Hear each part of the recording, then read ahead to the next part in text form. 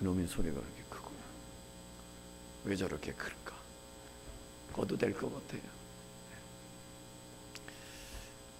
밤하늘의 별을 보셨나요? 밤하늘의 별 보기가 참 어렵습니다. 밤하늘의 별 보셨다는 분 누구 한번 손 좀 들어. 별 보기가 쉽지가 않습니다. 저희 어렸을 때 FM 라디오 방송 프로 중에 별이 빛나는 밤에 이정환과 함께 오늘의 새끼 작게 칙칙칙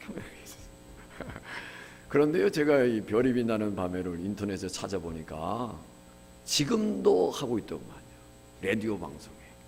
그러니까 시작부터 지금까지 하면은 50년 됐어요. 50년. 1969년 3월 17일에 처음으로 별이 빛나는 밤에 했습니다.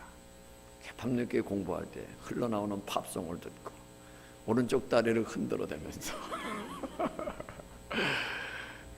12시가 넘게 10시부터 12시 15분까지 한다고 그러나 12시 하여튼 그렇습니다. 지금도 지금 뭐 누군지 모르겠지만은 그 DJ라고 그래야 되나 하는 분 뭐 산돌 뭐 있다 그래. 한때는 이 프로가 모 가수 꼭 말처럼 생긴 사람이 있어요. 이렇게 이 무슨 새라고 그러더군요. 이분이 한 10년 가까이 이제 이 프로를 맡아서 했는데 그 당시에는 밤의 교육부 문교부 장관이라는 별명을 들을 정도로 아주 큰 영향력을 이렇게 미쳤다고 합니다. 대단하지 않습니까? 밤의 교육부 장관. 우리 생활 속에 별에 대한 이야기가 많이 있습니다. 또 이 말씀을 준비하다 보니까 어릴 때 동료가 생각이 났어요. 무슨 동료겠어요? 별. 반짝반짝 작은 별. 같이 한번 불러볼래요? 목소리가 좀 안 잠겼으면 부를 텐데. 저는 이 노래가 우리나라 노래인 줄 알았어요. 우리나라 동요. 영국의 동요구만요. 영국의 동요. 굉장히 만들어진 지는 한 1700년대가 굉장히 오래전의 동요입니다. 이제 이 곡이 이제 유명하게 된 그 까닭은 이 곡을 모차르트가 변주곡이 변주. 그래서 쉽게 설명하면 변덕 부리면서 곡을 만들었다. 한 주제를 갖고 저는 뭐 음악의 전문가 아니니까 제 아내에게 아내야 했더니 변주곡이라서 변주곡이 변덕 부리는 거다. 그게 무슨 얘기? 이 악장의 이것들을 변형을 시키는 거야. 계속 이런. 그래서 모차르트가 이제 변주곡을 만들면서 이 반짝반짝 작은 별이 이제 세계적인 이렇게 불려지는 동요가 된 겁니다. 원래는 이제 반짝반짝 작은 별이 아니고 온 곡은 이제 말씀드릴게요 어머니께라고 하는 주제예요. 이거는 이제 사랑하는 딸이 동네 청년과 사랑을 나누면서 아픔과 고통을 느끼면서 그 사랑을 어머니께 말씀할게요라고 하는 그런 이제 프랑스의 민요 그 곡이 불려지는 가운데 그 곡을 모차르트가 연주차 프랑스 파리에 갔다가 그것을 이제 변주곡을 만들고 그리고 이 반짝반짝 작은 별이 붙여지면서 우리까지 불려줘서 마치 우리 곡인 것처럼 어린 시절에 불렀다는 겁니다. 근데 제가 얘기하고 싶은 것은 어머니께 말씀드릴게요. 말씀드릴게요 어머니께라고 하는 이 곡을 이제 뭐 처음이 아니지만 아주 유명한 연주자, 아주 천재성이 뛰어난 연주자, 피아니스트예요.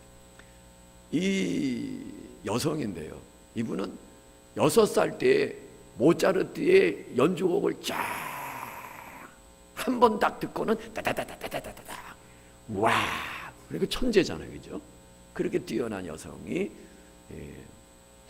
말씀드릴게 어머니께라고 하는 그 곡을 프랑스의 아주 유명한 민요입니다. 그런데 이 여성이 유태인이에요. 나라는 이제 루마니아 사람이지만은 유태인 여성이에요. 그런데 이 천재적인 여성에게 병이 이제 찾아옵니다. 세포 경화증이라는 거예요. 세포 경화증. 그러니까 뼈와 근육이 붙거나 세포끼리 붙어버리는 아주 불치의 병. 그래서 이 병마와 싸우는 가운데 이제 꼽주가 되는 그런 상황에 이르죠. 그것도 20대의 나이에. 그야말로 젊음과 아름다움을 다 잃어버리는 그런 아픔을 겪습니다.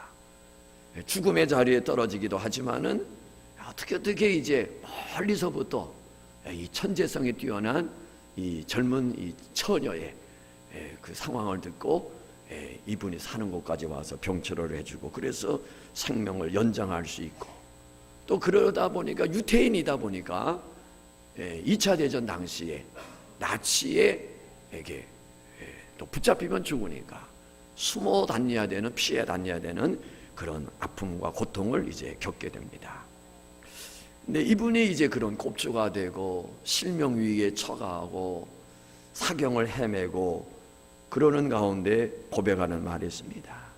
인생은 그 길을 알 수 없습니다. 그렇지만은 나는 행운하였습니다. 나는 행운하였습니다. 나는 항상 벼랑의 모서리에 서 있었습니다. 그러나 머리카락 한 올 차이로 인해 한 번도 벼랑 속으로 떨어지지 않았다는 것, 피할 수 있었다는 것, 그래요. 그것은 하나님의 도우심이었습니다. 그 엄청난 아픔과 고통 속에서 그가 회고하면서 고백하는 말, 그래도 나는 행운하였습니다. 오늘 우리도 마찬가지예요. 우리가 정말 인생의 그 어두운 터널을 나만 지나가고 있다고 할 때, 그 인생의 그 처절한 그 암흑을, 흑암의 길을 걸어가고 있다고 할 때, 우리는 오늘에 이룰 수 있었던 것 하나님의 은혜다. 나는 행운아, 하나님께 축복받은 사람이다. 한번 따라합시다. 나는 하나님께 복받은 사람입니다. 아멘이십니까? 아멘이십니까? 나는 하나님께 복받은 사람이다. 우리가 인생 캄캄할 때 우리는 밤하늘에 별을 볼 수 있었으면 좋겠습니다. 저 밤에 반짝반짝 빛나는 별은 한밤중에만 볼 수 있는 거예요. 캄캄한 밤에만 볼 수 있는 것이 별이에요. 하나님은 우리의 삶에 어두운 밤에 그냥 적막함으로 두지 아니하시고 밤하늘에 아름다운 별로 수를 놓으시고, 그리고 우리는 어린 시절 그 별을 보면서 노래하고 별을 보면서 꿈을 꾸고 우리가 살아옵니다. 뭐 노래 가운데 또 있잖아요. 젊은 연인하고 저 별은 나의 별, 저 별은 너의 별, 그게 있잖아요, 그죠? 밤하늘에 별을 두셨다는 것도 얼마나 감사해요. 캄캄할 때 빛나는 그 별. 하나님은 결코 우리의 삶이 어두울 때라도 소망의 끈을 놓지 않도록, 희망의 끈을 놓지 않도록 이 하나님이 만드신 창조품 속에 두신 것이 밤하늘에 빛나는 별이 아닐까 싶습니다. 별을 보면서 출근하고 별을 보면서 퇴근하는 고달픈 삶을 살아가는 사람들도 오늘 시대에 많이 있습니다. 오늘 함께 읽은 이 말씀, 우리들이 잘 아는 내용 중에 하나이기도 해요. 가족 상황을 이야기하면 아버지는 누구죠? 이삭이고 어머니는 리브가고 두 이 부부 사이에 두 아들이 있었어요. 두 아들. 장남은 에서, 차남은 내가 몰라서 그래. 좀 도와줘요. 기억이 잘 안 나. 지금 목소리에 신경 쓰다 보니까. 장남은 누구예요? 에서. 차남은 근데 둘 다 사실은 뭐예요? 쌍둥이에요. 쌍둥이. 간발의 차이로 쌍둥이. 근데 이 가정의 문제가 뭐냐면은 아버지는 누구를 사랑했어요? 장남을 사랑했어요. 장남. 뭐 그냥 간발의 시간 차이로 했는데도 그래도 장남을 사랑했어요. 근데 어머니는 또 누구를 사랑했어요? 둘째를 사랑했어요. 야곱을 사랑했어요. 신앙에 있어서는 어머니가 더 하나님 중심적이었어요. 왜냐하면 어머니가 리브가가 배에 두 쌍둥이를 가졌다는 말을 하나님께로부터 받았어요. 내 배에 두 쌍둥이가 있다. 그런데 큰 자가 작은 자를 섬기게 된다. 내가 큰 자보다도 작은 자를 더 사랑한다. 어머니는 태중에 벌써 쌍둥이를 가졌을 때 하나님으로부터 들었어요. 그 이야기를 이삭에게 했어요. 남편에게. 그렇지만은 직접 하나님 앞에 받지를 않았으니까 그 말을 무시하고 나는 그래도 장남이야. 장손, 장남. 어머니는 하나님께 말씀을 들었으니까 둘째 야곱을 사랑해요. 이런 가운데서 문제가 생겨져. 이제 이삭이 죽을 날이 다가오니까 복을 빌어줘야 돼. 그 당시에는 집안의 가장이 제사장과 같아요. 아버지가 복을 빌어주면 그야말로 그 복 빌어준 대로 자손들이 그렇게 되어지는 그런 역사들이 펼쳐지는 그런 시대입니다. 이삭이 죽을 날이 다가온 것을 알고 내가 장남 에서에게 복을 줘야 되겠다 해서 조용히 에서를 불렀어요. 에서야, 내가 살 날이 얼마 남지 않았기 때문에 내가 너에게 복을 한껏 빌어주고 눈을 감아야 되겠다.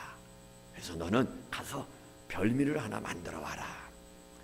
그것을 어머니 리브가가 그 집 앞을 싹 지나가다가 들은 거예요. 딱 듣고 이 영감택이 뭐 했나 봐? 이 감택이 정신이 나갔구만. 이 영감택이 미쳤구만. 죽을 때가 됐으면 뭐하고 죽지? 땡땡 곱게 죽지. 그때 다 나온 말이에요. 그래서 안 되겠다. 하나님의 뜻이 다른 데 있는데. 그래서 야곱을 불러다가 아버지가 여차여차하는데 이 여차여차해서는 안 되겠다. 내가 복을 받아야 된다. 이것이 하나님의 뜻이다. 그러니까 또 야곱은 더 순진해갖고 엄마 그래도 아버지를 속이면서 하면 안 되잖아요. 책임은 내가 다 지마. 그 아버지가 또 손 만져보자면 어떻게 해요? 이 에서는 또 이 털이 많았는가 봐요. 털이 많고 야곱은 아주 발달이 잘 돼갖고 매끈매끈했는가 봐요. 그 어떻게 해요? 걱정하지 마. 짐승 잡아갖고 털을 가짜를 다 붙여갖고 별미를 엄마가 대신 만들어줘서 에서가 오기 전에 아버지한테 가는 거예요. 아버지는 이제 죽을 날이 됐기 때문에 눈도 잘 안 보여. 근데 귀는 또 밝고. 그래서 뭐라고 그러는데 보니까 목소리는 야곱의 목소리인 거예요. 그래서 한번 좀 이리 와봐라 좀 보자. 또 이렇게 보니까 만져보니까 털이 많은데 또 이 감각적인 거는 또 에서야. 그래서 이제 복이 바뀌어지는 거예요. 에서가 사냥을 가서 짐승을 잡아서 맛있는 요리를 해갖고 아버지 앞에 갖고 왔을 때 너는 누구냐? 저가 에서입니다. 무엇이? 방금 누가 에서라고 와서 내가 그에게 복을 다 빌어줬는데 이제는 끝났다. 에서가 아버지 붙들고 아버지 그 야곱 그놈은 도적놈이에요. 사기꾼이에요. 나쁜 놈이에요. 옛날에도 내가 배가 고파갖고 해서 돌아와 보니까 야곱이 팥죽을 만네. 그래서 팥죽 좀 한 그릇 달랬더니 그냥 주지 않고 그러면 내가 형이야. 너는 동생이고 어떻게 할래 안 할래 해가지고 내가 그때부터 잘못한 거야. 그 얘기 다 하는 거예요. 내게 복을 아버지가 다 빌어줘서 다른 게 없다. 다른 게 없다. 그가 다 복을 가져갔다. 그러니까 에서가 마음속에 뭐가 일어나기 시작했어요? 분노가 일어난 거죠. 분노. 아주 격분된 마음이 일어나는 거예요. 적개심이 막 불타오르는 겁니다. 그러니까 그가 웅엉으로 내뱉는 말이 뭐겠어요? 너 아버지 죽는 날이 너 제삿날이다. 너 아버지 죽는 날, 야 야곱 너도 제삿날이다. 중얼중얼 혼자 말로 한 게 어머니 리브가가 또 들었네. 항상 말할 때 조심하세요. 아내들이 다 듣고 있습니다. 그래서 낮에 말 에펜네가 듣고 밤에 말은 와이프가 듣고 이걸 듣고 어떻게 해요? 한순간에 잘못하면 아들 잃게 되는 거예요. 그래서 야곱을 불러다가 이제는 아버지한테도 얘기하고 여보 큰일 났어. 이렇게 됐으니 방법이 없어. 야곱을 일단 에서가 흥분을 가라앉힐 때까지 외삼촌 집에 보냅시다. 그래서 이제 이삭도 동의하고 야곱이 길을 떠나는 겁니다. 처음에 갈 때는 에서의 분노가 시간이 좀 지나면 사그라들 줄 알았어요. 그래서 잠깐 피신한 것이 10년, 20년의 세월이 흘러가게 돼요. 오늘 읽은 말씀은 이제 에서가 야곱을 죽여버릴 것이다 라고 하는 그런 말을 듣고 지금 외삼촌 집으로 도망을 가게 되는 오늘 말씀이 그 상황이에요. 이 야곱이 지금 가는 길은 그야말로 알지 못하는 길을 가는 겁니다. 알지 못하는 길. 언제 돌아올지 정확하지 않은 그 일을 가는 거예요. 어쩌면 우리가 살아가는 인생길이 이와 같아요. 지금 야곱이 고향을 떠나서 외삼촌 집으로 가는데 과연 그 길이 어떤 길인지, 그 외삼촌 집에서 어떤 일들을 겪어야 되는지, 어떤 고생을 해야 되는지 알 수 없는 길을 가는 거예요. 오늘 우리 인생길이 그렇습니다. 우리가 가는 인생길, 미래를 아는 사람 아무도 없어요. 내일의 일을 아는 사람 아무도 없습니다. 우리 앞에 무슨 일이 기다리고 있는지 아는 사람 아무도 없어요. 우리가 가는 길은 알지 못하는 길을 가고 있습니다. 내일을 알 수 없는, 미래를 알 수 없는 그 길을 우리가 가고 있습니다. 어쩌면 야곱의 생을 보면은 알지 못하는 불확실한 길을 숱하게 걸었어요. 오늘 이 말씀은 이제 시작입니다. 시작. 외삼촌 집에서 고생하면서 어마어마한 고생을 합니다. 정말 외삼촌이라고 뭐 봐준 거 얼마나 고생해요. 외삼촌 집에 머물 수 없어서 야밤도주를 합니다. 야밤도주. 지금 뭐 그 길이 어떤 일이 기다리고 있는지 알지 못하는 야밤도주. 그리고 야복강을 건너야 되는 그런 상황. 그 길을 건너게 되면은 칼을 갈고 있는 형 에서가 있는 거예요. 에서. 사람을 보내니까 그가 400명 집안에서 훈련된 칼로 싸움을 하는 그런 훈련된 400인을 거닐고 있다는 이야기를 듣고 야곱은 야복강에서 두려움 속에서 혼자 남아서 정말 이제 숙명적인 만남을 해야 돼요. 그런 알 수 없는 그런 상황.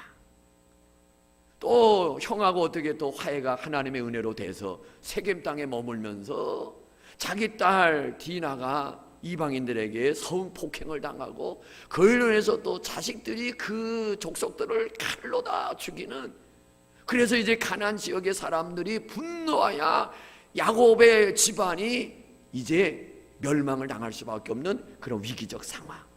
그래서 또 길을 떠나야 돼요. 알 수 없는 길. 그뿐입니까?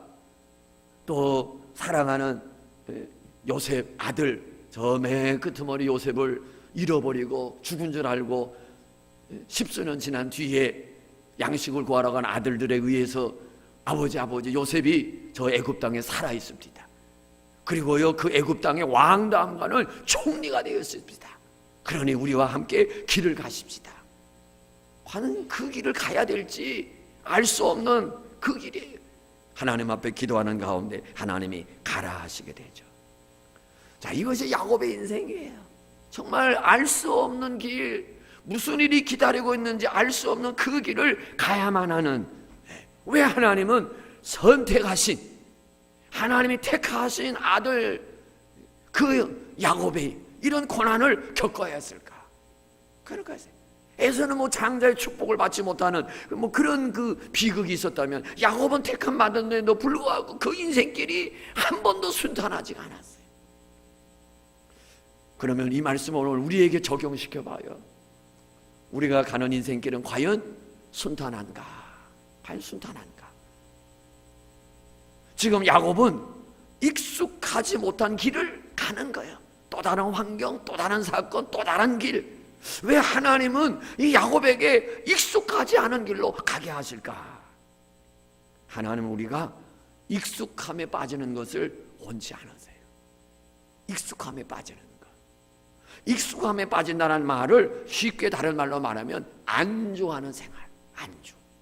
이제 됐다. 이제 살만하다. 이제 여기가 내 보금자리다 하는 것. 안주하는 것을 하나님은 원치 않으세요.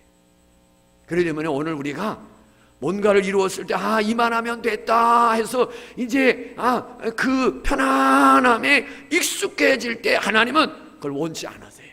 왜요? 편안하다라는 것에 익숙해지면, 배부름에 익숙해지면 신앙생활이 뭐예요? 태만해져.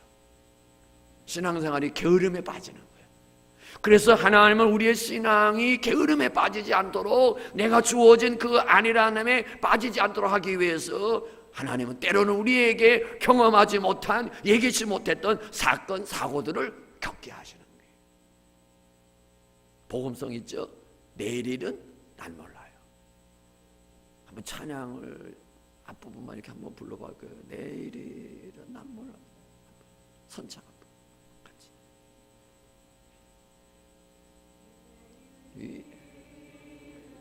몰라요. 하루하루 살아요. 불행이 나요. 행함도 내 뜻대로 못해요. 내일 일은 난 몰라요. 행복이 있을지 불행이 있을지 아무도. 이런 글이 있습니다. 내가 힘들고 외로워질 때 필요한 것. 내가 외로워질 때, 힘들 때 필요한 것. 그분은 이렇게 이야기해요. 내 이야기를 조금만 들어줄 수 있는 누군가가 있다면, 외로움과 힘든 가운데 있을 때 나의 이야기를 조금만이라도 들어줄 수 있는 누군가가 있다면, 큰 것도 아니고 아주 작은 한마디, 지친 나를 안아주면서 사랑한다, 정말 사랑한다는 그 말을 해준다면, 그죠?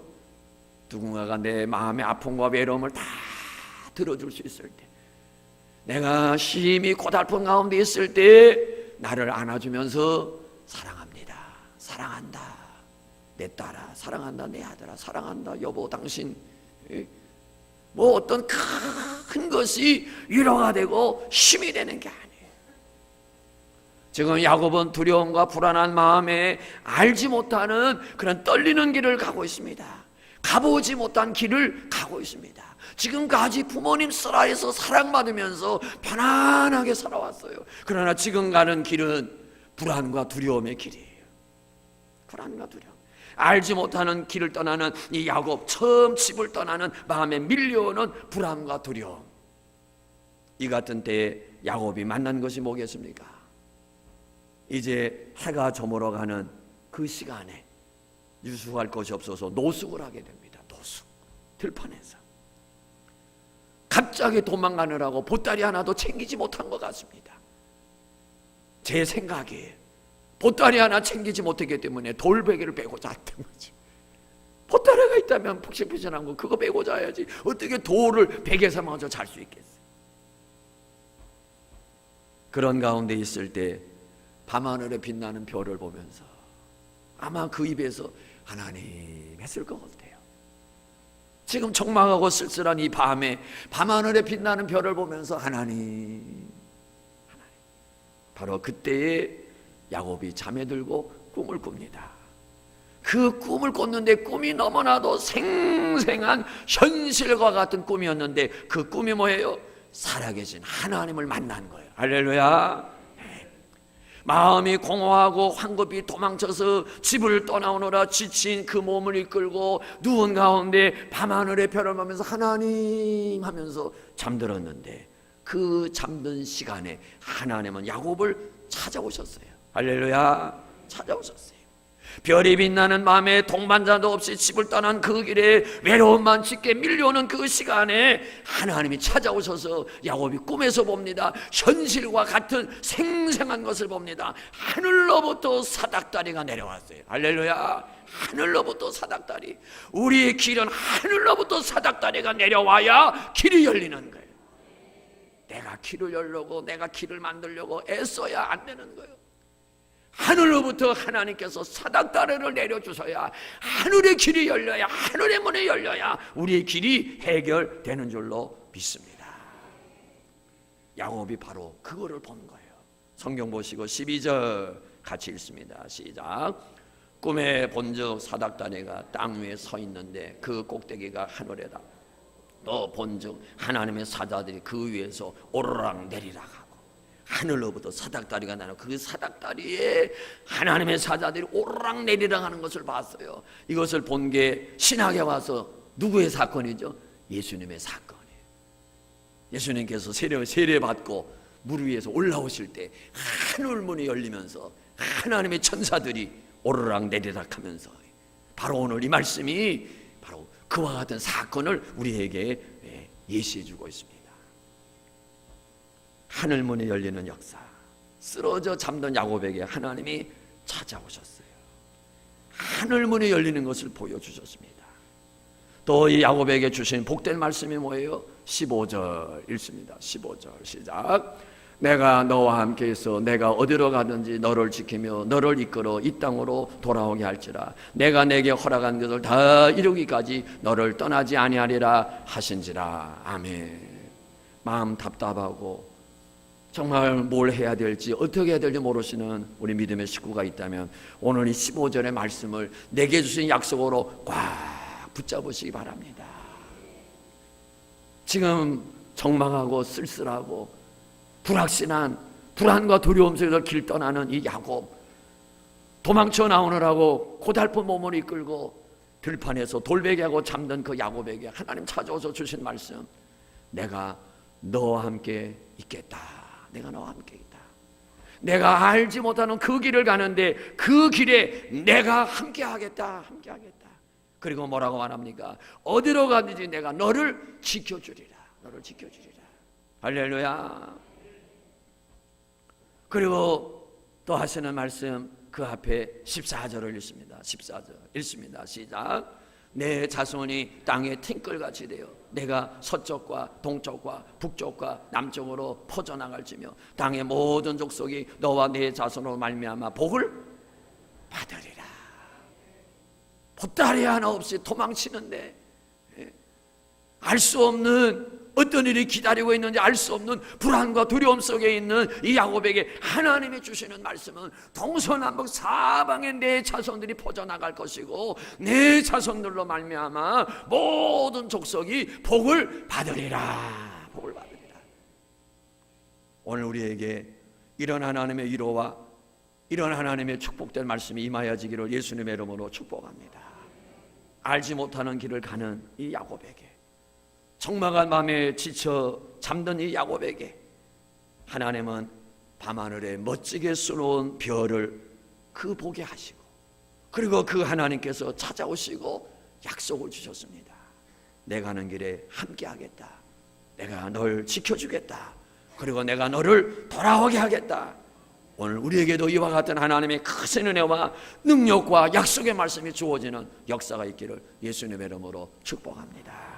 우리 시간 다 같이 한 목소리로 기도합니다.